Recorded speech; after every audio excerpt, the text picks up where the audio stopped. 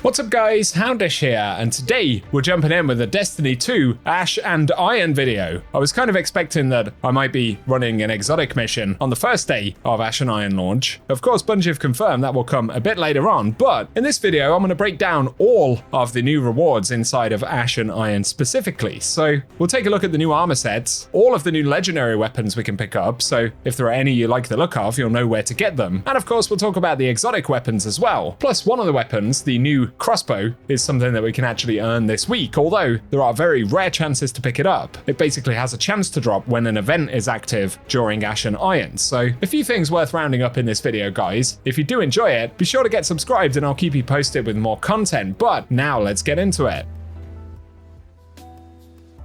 Of course, today kicked off with the reveal for Renegades, as well as the launch of Ash and Iron. You'll have to let me know your thoughts on what we've been shown for Renegades down in the comment section. But here we're going to focus on Ash and Iron rewards. Of course, there is the new activity, Reclaim. Reclaim itself is able to drop portal rewards as well as a couple of new weapons. That includes the rocket launcher and grenade launcher. For the first week of this event though, we have something called Call to Arms, which of course gives us an event track and is basically an event launch for the Reclaim activity. So once Call to Arms goes away in 6 days, basically things will carry on as they are right now. Reclaim will still be available, but we won't be able to pick up the items from the event track. So that's the first thing to keep in mind.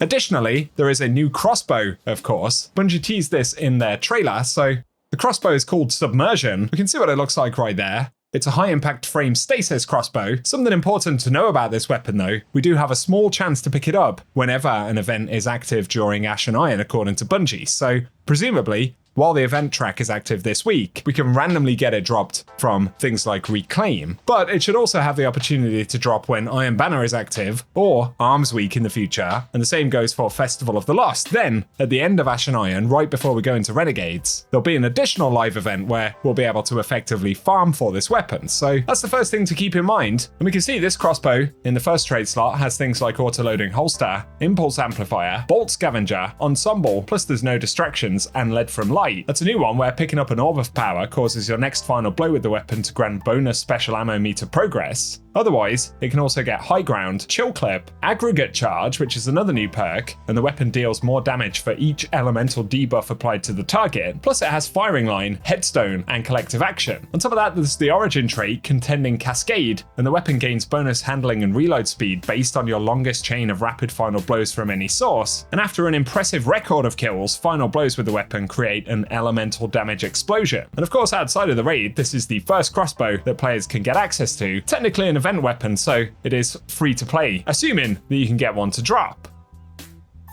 Other component of Ash and Iron though will be the Wolfsbane. This is the upcoming Exotic Axe. The exotic mission for this will actually drop on the 7th of October, so probably a month away from now, but it has Resurgent Scandal, and light attacks generate sword energy and have the chance to spawn Seeking Quicksilver Nanites that heal the wielder upon attaching. Then it has Nano Assault, and Quicksilver Nanites that attach to the wielder charge the blade, and when fully charged we can overclock the attached nanites, enhancing the blade's offensive capabilities. Light attacks will deal increased damage to targets, and fully charged heavy attacks create a flaming Quicksilver Swarm Nado. So it sounds like a pretty interesting weapon. Looks kind of cool from the gameplay, but of course we'll see when we get into the exotic mission, and presumably this will have a bunch of upgrades and things. Otherwise, there's the new Rocket Pulse, another strand one. This is exotic of course, with atomizing rounds, and rounds fired embed themselves in targets. Then we can long press reload to detonate embedded rounds.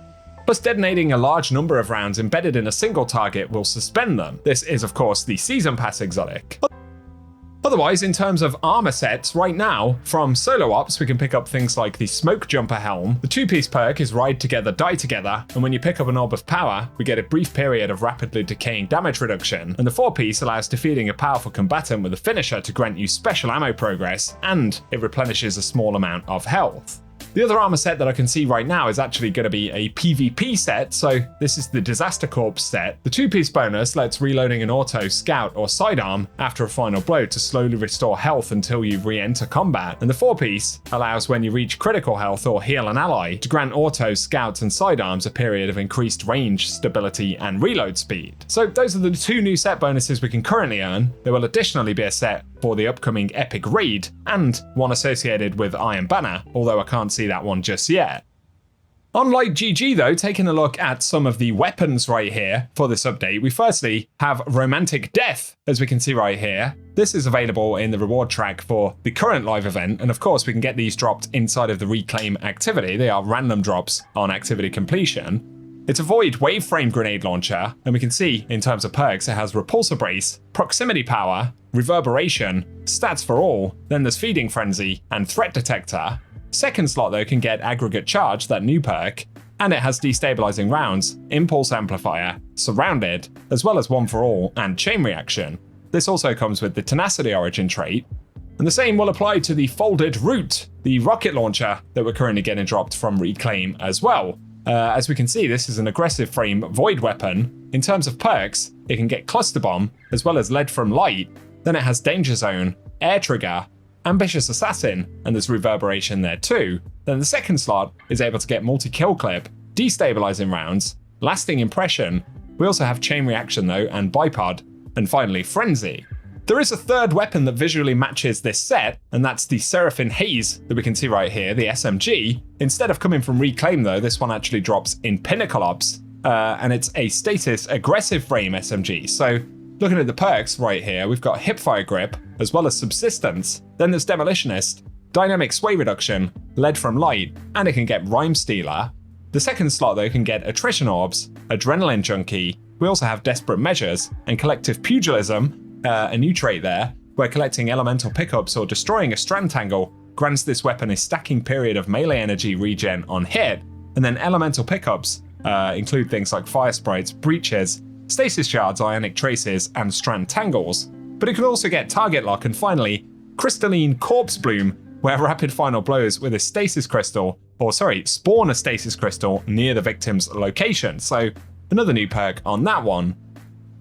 And then we're on to weapons from other sources. So the first one is a new Mida Synergy weapon. This is the Mida Macro Tool, as we can see right here, a shotgun. This comes with void damage, and it is a Mida Synergy weapon, dropping inside of Crucible matches, apparently. So for traits, we have Threat Detector, as well as Discord, that it can get Slide Shot, Grave Robber, Lone Wolf, and Ambitious Assassin.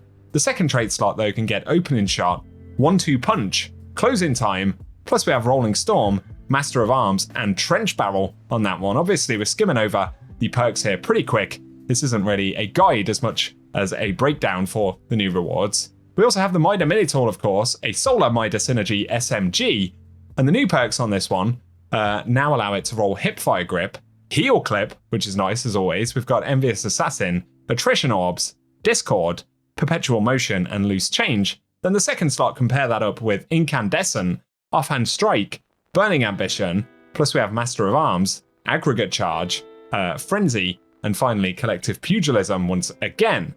Other pairing weapons that have got updates though include the Unfall, which is a Together Forever weapon that pairs up with Sturm, of course. So this is an arc, essentially rocket sidearm, because it fires self-propelled micro missiles. So we do get a rocket sidearm variant right there.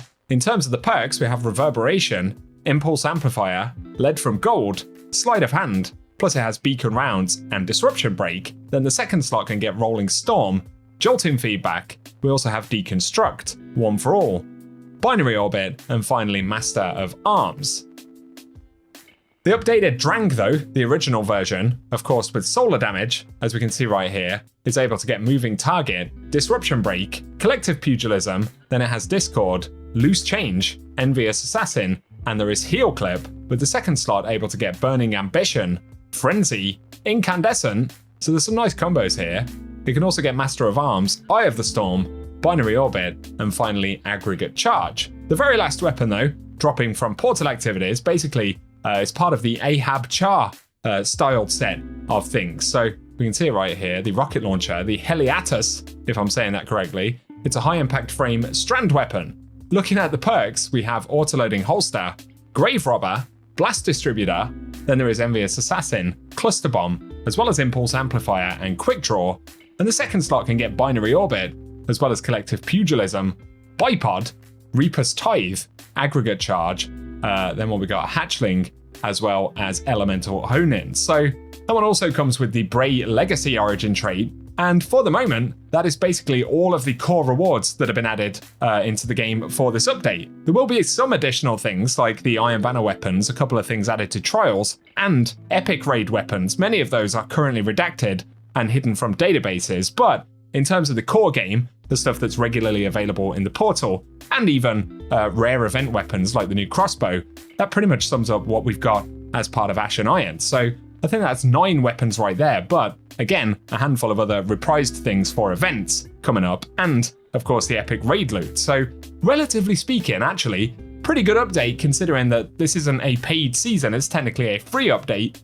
I also think that in terms of being a free-to-play game, Destiny, while it certainly has its flaws, is about as good as it's ever really been, in terms of rewards at least. So you have to give me your thoughts. Let me know down below if there are any weapons you are particularly excited for.